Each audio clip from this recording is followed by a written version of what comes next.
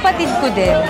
Kasi kami mga kapatid niyo, mga kuya ko, kasi kami, alam namin yung mga sikreto ng isa't isa. Sobrang open namin. Tsaka no judgment. No judgment talaga. I mean, sino ba naman ako para i-judge sila? One way or another, magkakapatid pa rin naman kami, di ba? Pero sa showbiz, masasabi ko si Barbie. Barbie. Iba, syempre close ko si Julie, si Gabby, si Bianca. Pero iba yung relationship namin ni Barbie ngayon. Tsaka sobrang bait ng babae. Sobrang bait ni Barbie, Diyos ko po. At sobrang straightforward. Hindi ka nagja-jogging? Ang hilig mong mag-jogging.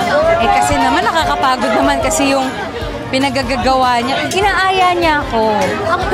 Sabi niya, jogging tayo. Ay, absent ako dyan. Wala bang kain lang? Pati kahit din si Alden nag-aaya. Sabi ko, Not for you. I would love to try. Tatry ko. Pero pretty lang. Ganyan-ganyan lang ako.